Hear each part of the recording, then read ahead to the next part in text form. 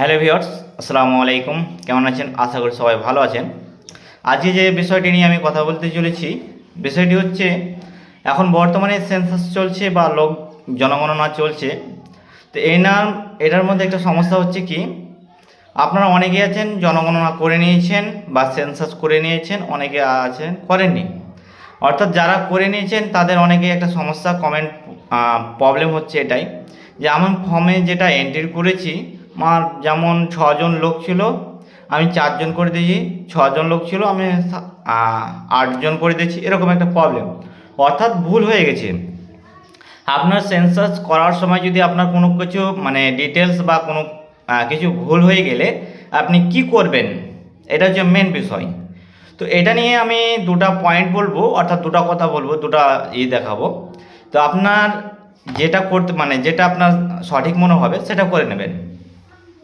আপনার যদি এরকম মনে হয় যে আমি ফর্ম ফিল আপ করেছি, যেমন ফর্ম ফিল আপ করার সময় সঠিক আমার বাথরুম ছিল বা ছিল, তো আমি সেটা দিতে ভুলে গেছি বা কোনো প্রবলেম হয়েছে, এটা একটা প্রবলেম। হ্যাঁ, তো এরকম যদি হয়ে থাকে তাহলে আপনি কি করবেন? সর্বপ্রথমে তো আপনাকে দুটো পয়েন্ট দেওয়া হবে, এই দুটো পয়েন্টের ভিতরে আপনাকে করে নিতে হবে। তো পয়েন্টটা এমনই হচ্ছে, ধরেন আপনি অনলাইনের দোকানে বা যে কোনো এখান থেকে আপনি ফর্মটা ফিল আপ করলেন।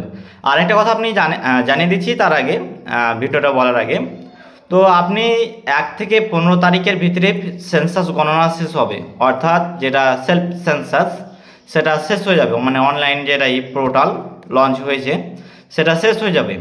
তো 1 তারিখ থেকে 15 তারিখ অবধি এটা সেন্সাস চলবে, এবং 15 তারিখের পর আপনি যেগুলো সেন্সাস করা হয়েছে এগুলো আপনার বাড়ি বাড়ি গিয়ে ভেরিফিকেশন করতে যাবে, এবং ভেরিফিকেশন করার পরেই আপনার হবে।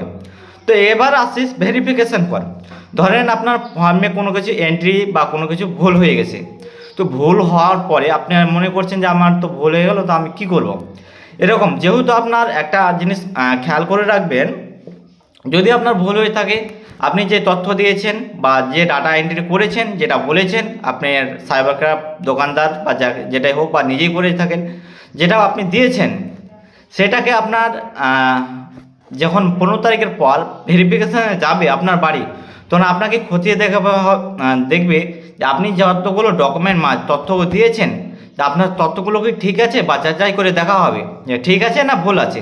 এরকম একটা আমার সূত্র মারফত খবর আছে। যদি ঠিক না থাকে তাহলে ওখানের মাধ্যমে যেটা ভেরিফিকেশন হবে, ভেরিফিকেশান ঠিক করতে পারবেন। 6জন লোক থাকলে 7জন করতে পারেন, অর্থাৎ অফিসিয়াল পোর্টালের মাধ্যমে আপনি ঠিক করে নিতে পারেন। এটা একটা মাধ্যম। আর দ্বিতীয় মাধ্যম হচ্ছে, আপনার যেহেতু এখানে যখন আপনি ফর্ম ফিল আপ করতে যাচ্ছেন, তো ফর্ম ফিল আপ করার পূর্বে আপনার কাছে আধার নাম্বার লাগে না। আপনি এটা মনে করবেন, আপনি আধার কার্ড নিয়ে যাচ্ছেন কিন্তু আপনার আধার নাম্বার লাগে না, জাস্ট নাম, মোবাইল নাম্বার, ব্যাস। আর কতজন ফ্যামিলি মেম্বার রয়েছে এটা লাগছে। সেহেতু আপনি একটা কাজ করে নিতে পারেন, এই মুহূর্তে আপনি যে ফর্মটা ফিল আপ করেছেন আবার ফর্মটা ফিল আপ করে নিতে পারেন। কেননা আপনি দ্বিতীয়বার ফর্ম ফিল আপ করতে পারবেন, কারণ আপনার আধার নাম্বার এন্ট্রি করার নেই। আপনি যতবার ফর্ম ফিল আপ করতে পারবেন, কিন্তু একটা শর্তে, আপনার মোবাইল নাম্বারটা চেঞ্জ করে আপনি আবারও ফর্ম ফিল আপ করতে পারবেন। এবং যে ফর্ম ফিল আপটা করবেন নতুন করে বা সঠিক তথ্য দিয়ে আপনি ফর্মটা ফিল আপ করে নেবেন। তো ফর্ম ফিল আপ করার পরে আপনি দিয়ে দেবেন। এবার জনগণনার সময় যখন যে লোকটা আসবে, যে ব্যক্তি আসবে ভেরিফিকেশানে, তাকে ওই কাগজটা দেবেন। ওই কাগজটা দিলে আপনি হয়ে যাবেন। তো আপনার যেটা পছন্দ, অর্থাৎ দুটো পয়েন্ট বললাম, আপনার দুটো পয়েন্টের ভিতরে যেটা পছন্দ হবে আপনি সেটা করে নেবেন।